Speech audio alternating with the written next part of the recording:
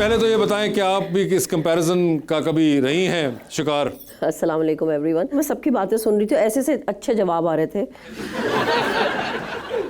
ज़हन में देने के लिए। जी दीजिए। लेकिन मुझे अभी तक, अम्मी आई हुई है आजकल मेरी, और वो अभी तक मेरा कंपैरिजन करती हैं, ड्रामे देखती हैं। वो कितनी प्यारी लग रही थी, तुम्हारा मेकअप ऐसा क्यों नहीं होता?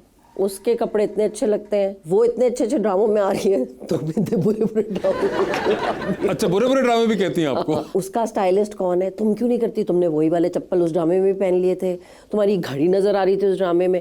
वो कितनी, अम्मी तो मेरी सबसे बड़ी क्रिटिक जो है ना मेरी लाइफ में, वो मेरी माँ है। अच्छा। और आज से नहीं, हमेशा से अम्मी ने मुझे जिंदगी में हर एक के साथ कंपेयर किया है। मगर मुझे ये बताएं, ये पढ़ाई के वक्त भी था ये कंपैरिजन या नहीं? अम्मी बचपन से। अच्छा, अम्मी ही? हाँ, हर चीज में।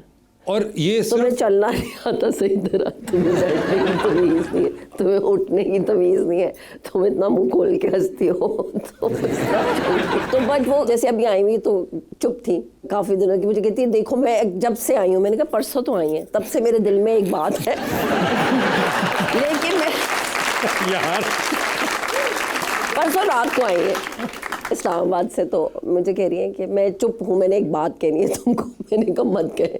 नहीं मतलब कहना है, मैंने कहा नहीं आप नहीं कहेंगी।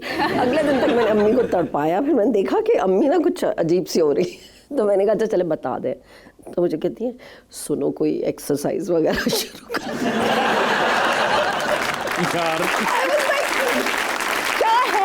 मतलब कि मेरे तो ख्याल में तुम्हें जिम जाना चाहिए। अम्मी आपको कह रही थी ये?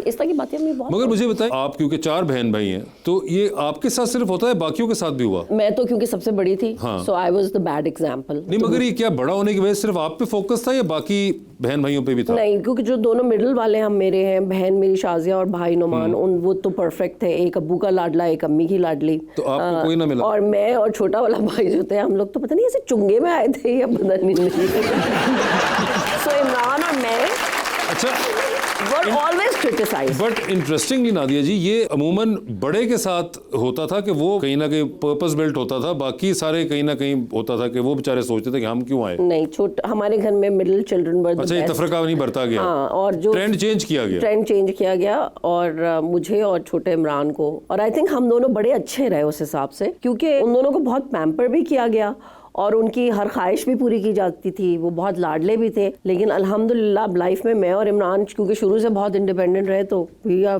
Better off than both of them. अच्छा, ये आपको भी कह भी नहीं है? In every way. आपको पता है ना कि ये वो भी देख रहे होंगे? हाँ, it's okay, I don't care. अच्छा ठीक है। मुझे ये बताइए, अब माशाल्लाह कोई 27-28 साल हो गए आपको काम करते हुए? अल्हम्दुलिल्लाह 27। हाँ, इतने सालों से काम कर रही हैं, मगर ये जो रिसेंटली पिछले 3-4 साल के अंदर हमने देखा कि नादिया अफगन साहिबा जो हैं वो एक और तरीके से नोटिस होना शुरू हो गई within the industry as well. तो ये क्या आप समझती हैं कि इन लोगों को देर से समझ आई या आप अब जाके बेहतर हुई? इनको देर से समझ में आई है। मैं तो हमेशा से टैलेंटेड थी, वाजे तुम्हें तो पता ही। नो सीरियसली, मैं सोचा करती थी कि भाई मैंने बहुत कॉमेडी की है और अल्हम्दुलिल्लाह गुड एट कॉमेडी, और कॉमेडी मुझे बहुत पसंद भी है, मेरा बड़ा दिल है कि इतने अरसे से नहीं किए। लेकिन ये है कि कभी मुझे किसी ने सीरियस, और मैं तड़पती थी कि यार मतलब सानो को कह रहे हैं, नादिया जमील को कह रहे हैं, निमरा बच्चों को, मुझे भी प्लीज कोई सीरियस काम करने दें। But I guess I had to, बड़ा आहिस्ता आहिस्ता मुझे आना पड़ा। सम्मी किया, फिर थोड़ा सा बिल्किस कौर किया, फिर आहिस्ता आहिस्ता करके दे अंडरस्टूड कि हाँ मैं कर सकती हूँ। बट आई थिंक शुरू में मैं भी खुद इतनी कोई सीरियस नहीं थी, और फिर इवेंचुअली लाइफ में आपकी बहुत सारी चीज़ें होती हैं, तो फिर आप भी सीखते हो, टाइम के साथ बदलते हो, आपकी पर्सनालिटी बदलती है, आपकी सोच बदलती है, you grow as a person. तो आई थिंक वो सीरियसनेस जो है अबाउट दैट, वो मेरे वक्त के साथ साथ आई, और फिर मैंने बड़े दिल से रोल्स को समझना शुरू किया और करना शुरू किया। ऑल्सो आई फील कि अब्बू की बीमारी के बाद एंड आफ्टर अब्बू की डेथ के बाद मेरे अंदर एक ठहराव आया as a person. Also life जो है उसको मैंने बड़े करीब से, उसके ऊंच नीच को बड़े गौर से देखा है, और I felt it. तो I think वो फिर आपके अंदर भी आ जाता है, and when you do those kinds of roles, तो फिर आप understand, बेहतर लाइफ को समझते हो, तो आप बेहतर कैरेक्टर्स को भी समझ सकते हो। जी, तो हम अवाम को मौका देंगे अब कि वो आपसे सवाल पूछना चाहते हैं, तो जी प्लीज। अस्सलाम वालेकुम, मेरा नाम खदीजा है। मेरा सवाल आपसे है कि फैमिली फ्रेंड, शाशलिक और सुनो चंदा, इन तीनों में से आपका फेवरेट ड्रामा कौन सा है और क्यों? फैमिली फ्रंट, सुनो चंदा और शाशलिक में से मेरा फेवरेट कौन सा है? शाशलिक हमेशा। फैमिली फ्रंट वो सबसे पहला था मेरा, सब उसमें मेरा एक गेस्ट अपीयरेंस टाइप का था, अबाउट 14 एपिसोड। फिर हमने शाशलिक किया, शाशलिक से मेरा एक नाम बना चीकू का और मिश्री का और कम्मो का, शाशलिक हमारी पहचान बना। सो शाशलिक हमेशा is the one that is going to be my favourite, because जो मिश्री का कैरेक्टर था एट दैट पॉइंट मेरी लाइफ से बहुत करीब था, और हम सब ने मिल के जो भी कहानियाँ होती थी वो हम सब आपस में डिस्कस करते थे कि अच्छा ये कर रहे हैं। सरमद ने लिखा, मेरा सबसे अच्छा दोस्त है वो। सो वो मेरे दिल के। सुनो चंदा बहुत बाद में आया, वो भी बहुत सबको पसंद आया। वो भी एक एक्सपेरिमेंट ही था। पहला रमज़ान सीरियल था वो जो साइमा अकरम चौधरी ने लिखा था। उसके बाद तो खैर फिर बोरियां भर भर के होने लग गए रमज़ान सीरियल, एक ही तरह के कजन्स के अंदर कोई मसले चल रहे। बट शाशलिक मेरा हमेशा फेवरेट, ऑलवेज।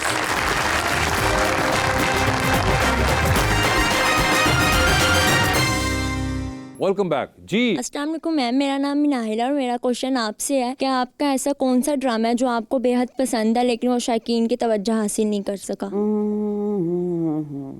एक ड्रामा था चाबुक, फसी बारी खान ने लिखा था और मजर मोइन ने डायरेक्ट किया था। वो एक टेली प्ले था, टेलीफिल्म जिसे हम कहते हैं। बड़ी डार्क स्टोरी थी, डार्क ह्यूमर जिसे हम कहते हैं, और वो बहुत देखा नहीं गया क्योंकि वो 3 टेलीफिल्म्स थी जो चली थी। एक पिछल पैरियां थी, उसमें एक ये था और एक और कड़कती बिजलियां।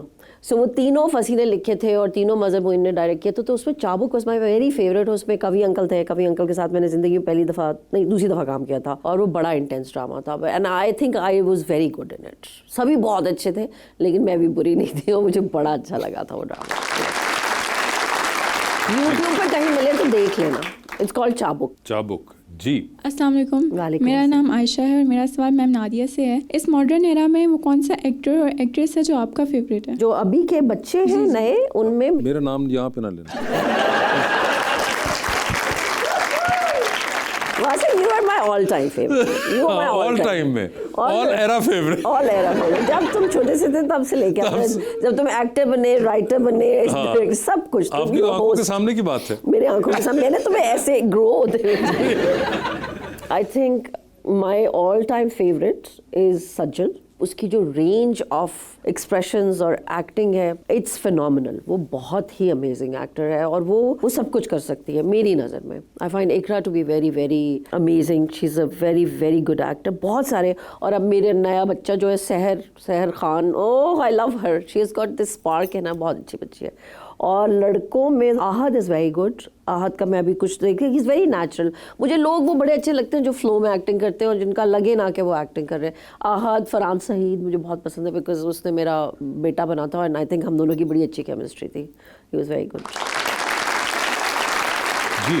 अस्सलाम वालेकुम, मैं सना हूँ। मैम से क्वेश्चन है, सुनो चंदा की शाहना का किरदार आज भी लोगों के दिलों में राज कर रहा है। इस किरदार में कौन सी जुमला आपकी हकीकी जिंदगी के करीब है? नवा कट्टा खुल गया कह रही हो।